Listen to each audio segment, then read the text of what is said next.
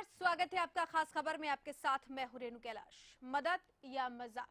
जी हाँ, मदद के नाम पर अक्सर भद्दा मजाक किया जाता है, जिसकी बानगी एक बार फिर गोहाना के गांव बिलबिलान में दिखी, जहां बेटी से रेप और उसकी आत्महत्या का दंश झेल रहे परिवार वालों को अब प्रशासनिक टॉर्चर भी झेलना पड़ रहा है।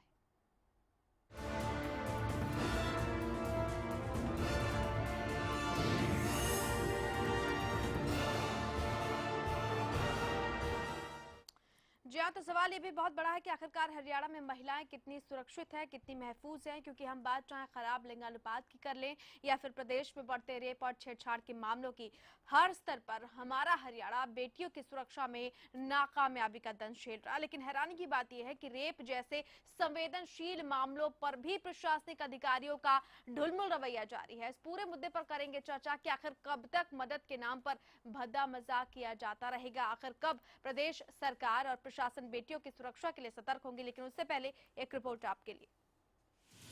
कहते हैं जिस तरह धुरी के बिना पहिया नहीं चल सकता, उसी तरह नारी के बगैर कोई राष्ट्र प्रगति नहीं कर सकता। बावजूद इसके हमारे प्रदेश में हमारे भविष्य को बड़ी बेरहमी से कुचला जा रहा है, जिसकी बानगी गोहाना में नाबालिग दलित लड़की से रेप और आत्महत्या मामले में साफ दिखाई दी, जहां मृतका के परिवार वालों के साथ मदद के नाम पर सिर्फ भद्दा मजाक किया गया।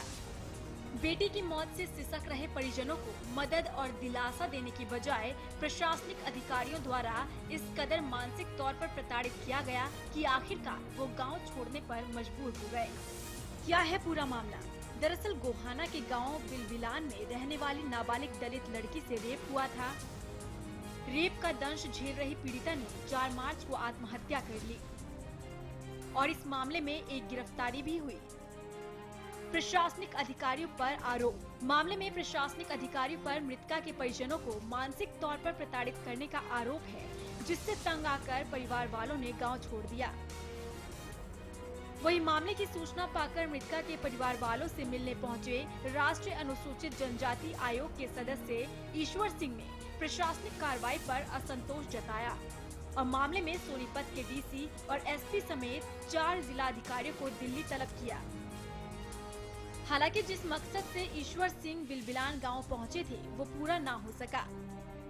दरअसल ईश्वर सिंह मृतका के परिवार वालों को आयोग की तरफ से 3,71,250 रुपए की मुआवजा राशि देने पहुंचे थे, लेकिन जब वो गांव पहुंचे तो मृतका का पूरा परिवार गांव से पलायन कर चुका था। हैरानी होती है कि प्रदेश की प्रशासनिक और कानून व्यवस्था देखकर, जहां मदद के नाम पर सिर्फ मानसिक प्रताड़ना मिलती है। भले ही हरियाणा में सुशासन के लाख दावे किए जाते हों, लेकिन एक सच्चाई ये भी है कि पहले ही बेटियों के अकाल से जूझ रहे हरियाणा में आज भी बेटियां अपने अस्तित्व की लड़ाई लड़ रही है और इसके जिम्मेदार सभी नजर आते हैं। हरियाणा न्यूज के लिए गोहाना से अरुण के साथ ब्यूरो रिपोर्ट। और सुनवाते हैं आपको कि अनुसूचित जाति आयोग के सदस्य ईश्वर सिंह का इस पूरे मसले पर क्या कहना है। कि एक लड़की के साथ बलात्कार हुआ और फिर उसने सुसाइड कर लिया। जब सारे दरवाजे बंद हो गए, उसकी कहीं सुनवाई नहीं हुई, ना समाज ने की, ना जो है ना प्रशासन ने की। वो तंग होकर के इस वास्ते, क्योंकि सुसाइड तभी करता है। और उसके बाद जो है ना माँ बाप ने कंप्लेंट करी कमीशन को कि हमारे को पलायन करने के लिए मजबूर होना पड़ा। तो ये कल की घटना, आज मैं आपके बीच में आ रही गाँव के अंदर मैंने मुआयना किया, द्वारा किया। ये बात सत्य है कि यहाँ दबाव भी है, प्रभाव भी है। जी हाँ, तो ये विडंबना कही जा सकती है कि आखिरकार इस प्रदेश में बेटियां कब सुरक्षित होंगी। सुरक्षित अव्वल तो होती नहीं है, जब उनके साथ कोई हादसा हो जाता है और कई बार वो मौत को गले लगा लेती हैं, उसके बाद उनके परिजनों का भी कह सकते हैं कि आप प्रशासनिक ट्रायल शुरू हो जाता है। हमारे साथ हमारे संवाददाता अरुण जुड़ चुके हैं। अरुण, विस्तार से बताएं किस हद तक परिवार वालों को प्रताड़ना का शिकार होना पड़ा, क्या है ताजा स्थिति, कहां पर हैं ये लोग और किस परिस्थिति का शिकार हुए? जी देखिए, मैं आपको बता दूं, 1 महीना पहले उनकी बेटी का बलात्कार हुआ। वो न्याय की गुहार लगाते रहे, लेकिन 1 महीना बीत जाने के बाद खुद बेटी ने ही मौत को गले लगाना उचित समझा, क्योंकि जो दबंग लोग थे, जो आरोपी थे, वो लगातार उस परिवार को धमकियां दे रहे थे, समझौता बनाने के लिए दबाव बना रहे थे, उनसे समझौते की प्रयास कर रहे थे, जी। जिस दबाव करना ही उचित समझा। जी। और प्रशासन की अगर जहां तक बात करें तो ये देखिए, मामला 5 फरवरी को उस लड़की के साथ ये जघन्य घटना घटी और उसके बाद 6 शाम को पुलिस ने मामला दर्ज किया। तत्परता देखिए मामले की, और कई लोग शामिल होने के बावजूद भी एक ही आरोपी पुलिस के हत्या अभी तक चढ़ा। आप देख सकते हैं इसमें कितनी ढिलाई बरती गई है पूरे मामले में। मामला यही नहीं रुका, परिवार को पलायन करना पड़ा, इतनी जाति उनके साथ हुई, गांव में कोई भी सहयोग नहीं कर रहा था, दबंग लोग लगातार घूम रहे थे, उन्हें धमकियां दे रहे थे जान से मारने की। जी। अरुण, प्रशासनिक अधिकारियों पर भी आरोप ये है कि वो मानसिक प्रताड़ित कर रहे थे घर वालों को। जी बिल्कुल, देखिए वो न्याय के लिए वो प्रशासनिक अधिकारियों के पास पहुंचे थे, लेकिन खुद प्रशासनिक अधिकारी ही उन्हें डांट फटकार कर वहां से भेज देते थे कि अभी हम जांच कर रहे हैं, एक आरोपी पकड़ा गया है। इस तरह की बातें उन परिवार के साथ की जाती थी, सिर्फ इसलिए कि वो दलित परिवार है, शोषित परिवार है और गरीब है। जी। अरुण, फिलहाल इस पूरे मामले का संज्ञान लिया गया है अनुसूचित जाति आयोग के सदस्य की तरफ से। इस पूरे मसले को लेकर अब क्या ताजा हलचल देखने को मिल रही है? फिलहाल ये परिवार कहां पर है, उसकी क्या स्थिति है, और क्या एक बार फिर से ये परिवार जो है आशान्वित हो सके आयोग के हस्तक्षेप के बाद कि उसे न्याय मिल पाएगा?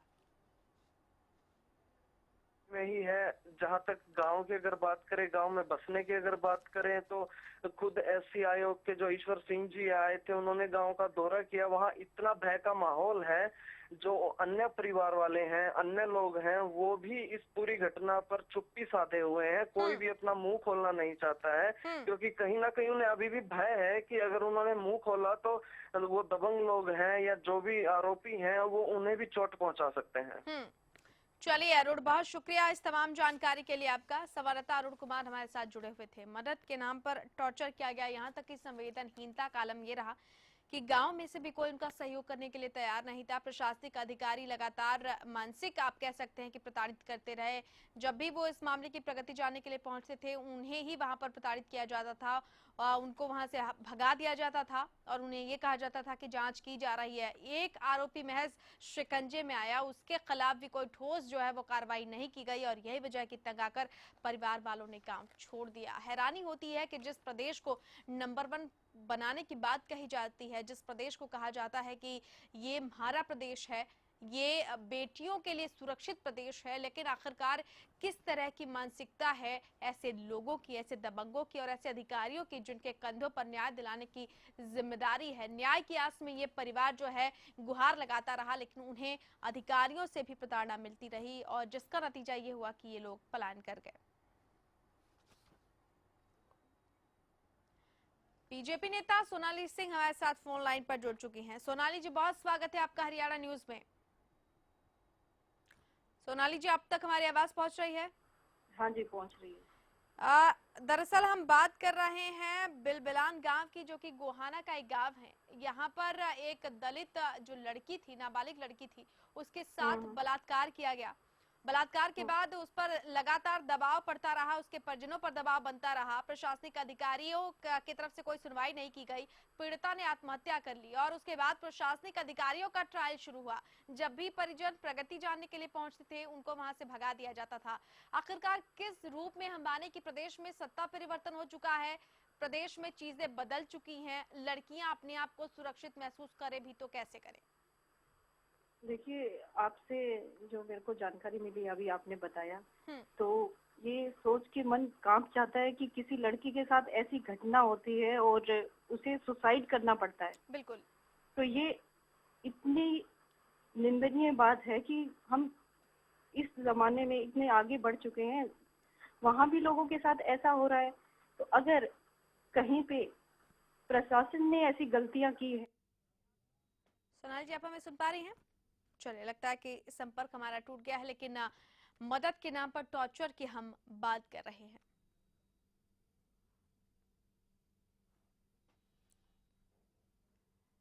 गोहाना के बिलबिलान गांव का ये पूरा मामला, जहां पर एक दलित छात्रा से बलात्कार हुआ और उसके बाद उसने तंग आकर खुदकुशी कर ली दबंगों की धमकियों के चलते, क्योंकि उसके परिजनों को तब भी परेशान किया जाता रहा और उसकी मौत के बाद भी परिजनों को परेशान किया जाता रहा है।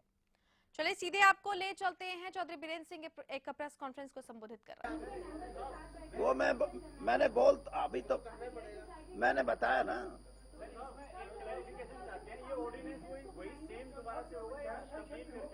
तो ना चेंज हो सकता है। हाँ?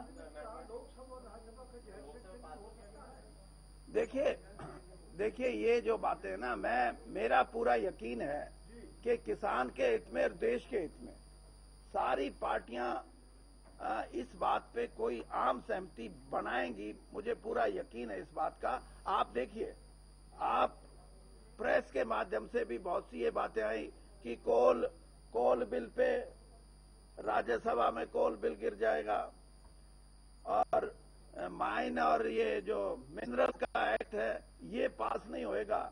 लेकिन जब उस सारे तथ्यों को राज्यसभा में सामने रखा तो सभी दलों ने, कांग्रेस विपक्षी दल होने के नाते इंश्योरेंस बिल पे भी कांग्रेस ने बिल का साथ दिया और बिल पास हुआ।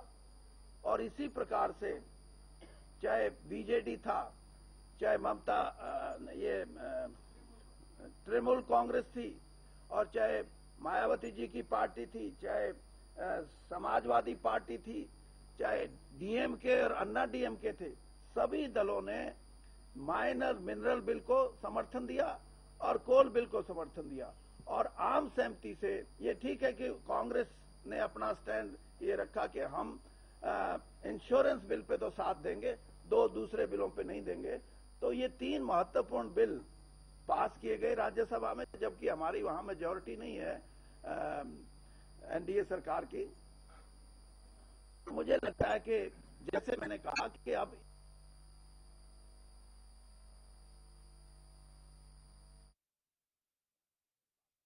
के किसान हित में ही फैसला करेंगे। आप इतने कॉन्फिडेंट है कि आपका बिल इतना अच्छा है, तो फिर चाहे कोई दोबारा पार्टी मीटिंग के लिए अब उनको भी बताना है ना कि हमारा इतना अच्छा है। जॉय साहब इसके हाथ से इंटरेस्ट रेट इशू पे कोई एक सवाल कर दूं।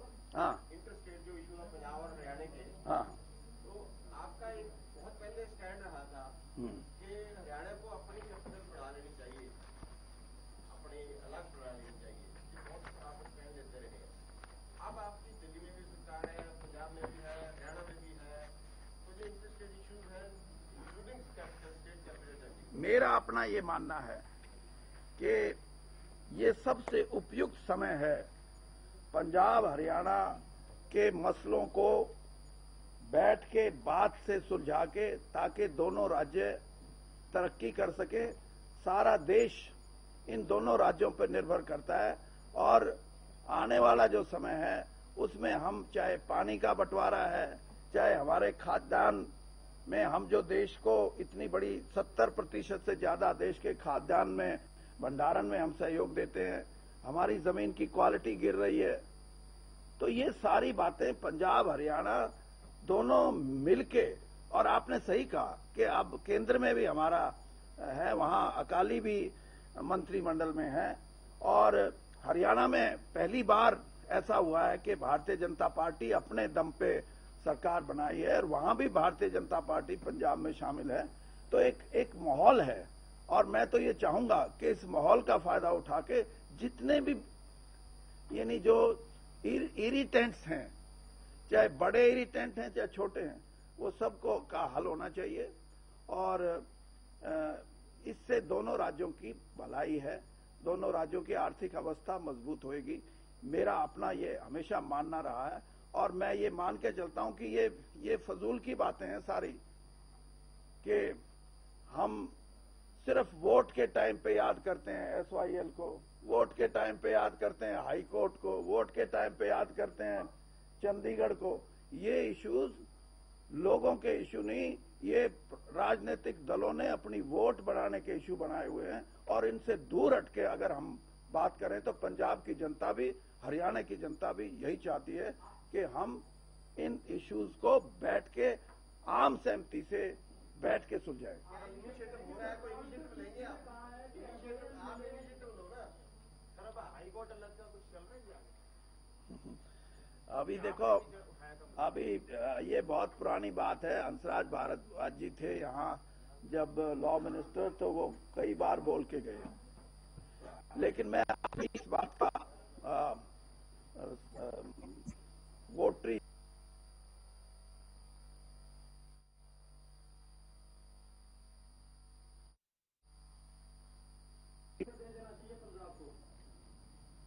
देखिए, अब ये सारी बातों का खुलासा अगर सिर्फ वीरेंद्र सिंह को करना हो तो अभी तक 20 साल पहले ही हो जाता।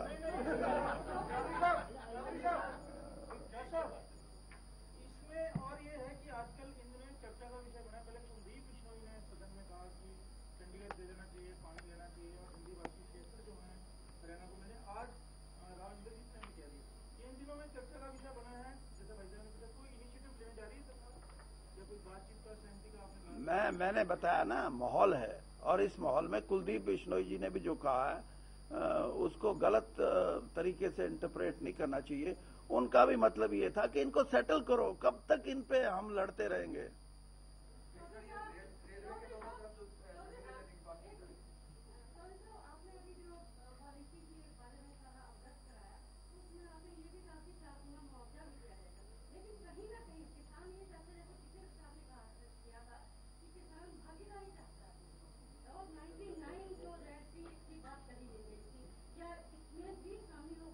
मैडम, आपने देखा होगा कि जो रीसेटलमेंट रिहेबिलिटेशन के जो क्लॉजेज हैं उसमें कई ऐसे प्रोजेक्ट्स हैं जिसमें किसान को भागीदारी की बात रखी गई है, कईयों में उसको नौकरी देने की बात रखी गई है, और कईयों में उसको उसके एवज में जमीन देने की भी बात कही गई है। वो है, सारे क्लॉजेज हैं, आप पढ़ेंगे तो हम उनको ठीक मानते हुए हमने उनको छेड़ा नहीं है।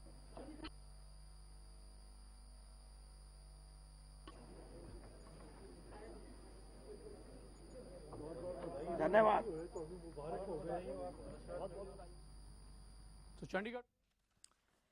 तो चंडीगढ़ से आपने देखा सीधे चौधरी बीरेंद्र सिंह भूमि अधिग्रहण कानून पर जो है वो मुखातिब थे। किसी भी राजनीति से बचने की सलाह वो किसानों को भी दे रहे थे। कह रहे हैं कि पिछली जो सरकार थी उसने अपने फायदे के लिए जाटों का जो आरक्षण है उसकी पुरजोर उन्होंने वकालत की थी और बिना नफा नुकसान उन्होंने देखे हुए कि आगे चलकर इसका क्या परिणाम हो सकता है। चौधरी बीरेंद्र सिंह ने यह भी कहा कि भूमि अधिग्रहण बिल में काफी सारी जो कमियां थी वो यूपीए सरकार के समय ही जो है वो दिखाई दी थी। एनडीए सरकार ने जाटों की भरपूर पैरवी की।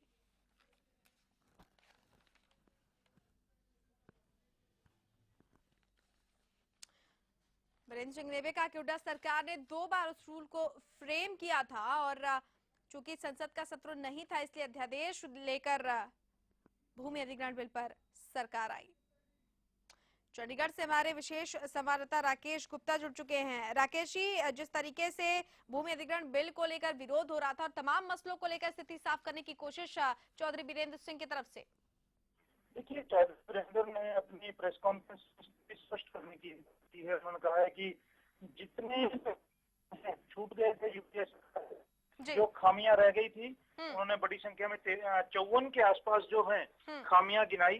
तो उन्होंने कहा है कि इसे दूर किया गया है और क्योंकि अब जो दूसरे लोग हैं इस बात को समझना नहीं चाह रहे हैं, तो ऐसे में वो स्थिति स्पष्ट करने आए हैं और जगह जगह पर जाकर ऐसा ही कर रहे हैं। उन्होंने ये भी आशा व्यक्त की कि ये आम सहमति बनेगी और शीघ्र ही जो है एनडीए की गवर्नमेंट सभी पार्टीज की मीटिंग बुलाने जा रही है। जी राकेश जी, जाटों को लेकर खासतौर पर उनका ये भी रहा कि जाटों के साथ केंद्र सरकार खड़ी है। रणनीति की क्या उनकी बातों में कुछ झलक दिखाई? उन्होंने साफ तौर पर कहा है कि आरक्षण दिलवाने के मामले पर जाटों को वे खुद भी लगे रहे और इसकी बहाली कैसे हो, क्योंकि सुप्रीम कोर्ट का फैसला है। उन्होंने कहा कि कैसे अपील की जा सकती है, क्या ये बड़ी बेंच में जा सकता है, इसके लिए जो है वे सोच रहे हैं। और उन्होंने कहा कि पार्टी स्तर पर भी इस पर काम किया जाएगा। कल ही दिल्ली में प्रधानमंत्री नरेंद्र मोदी से और अमित शाह से, जो पार्टी के अध्यक्ष हैं, उनसे मीटिंग रखी गई है।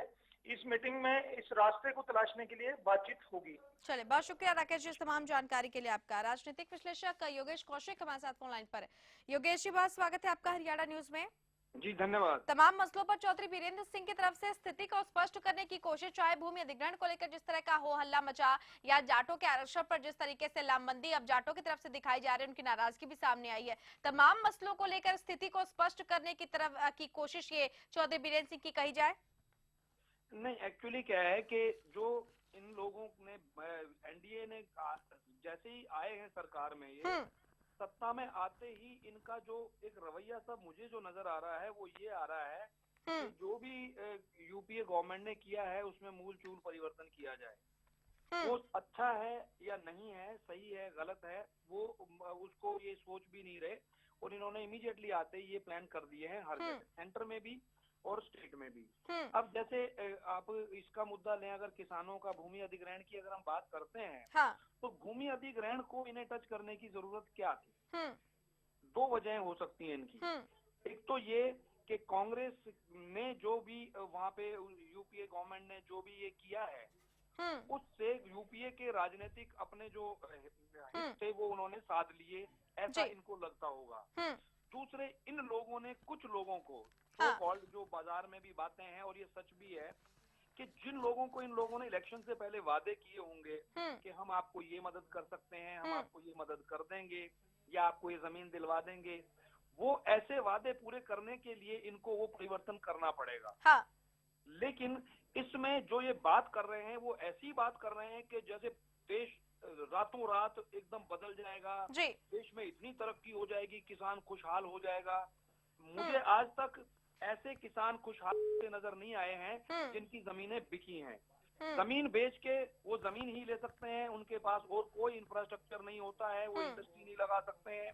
वो जितनी भी बातें ये पढ़ा रहे हैं या समझा रहे हैं, ये सारी की सारी पॉलिटिकल हैं और ये एक पॉलिटिकल डिबेट शुरू हो गई है कि यूपीए का जो भूमि अधिग्रहण था वो अच्छा था या ये अच्छा है। और ये लड़ाई सिर्फ अब जो है शब्दों में रहेगी। ये भाजपा के लोग या ये जो एनडीए के लोग हैं शब्दवीर तो हैं, शब्दों में लोगों को अब जब नरेंद्र मोदी खुद आके मन की बातों में लोगों को कह रहे हैं कि ये बेनिफिट्स हैं, अगर ऐसा है तो लेट पब्लिक कम, किसानों को आने दो, किसान अपनी जमीन अपने आप आपको ऑफर नहीं करेंगे। पर कोई किसान नहीं करता है, तो इसका मतलब ये है कि आपकी पॉलिसी ठीक नहीं है या लोगों को रास नहीं आ रही है।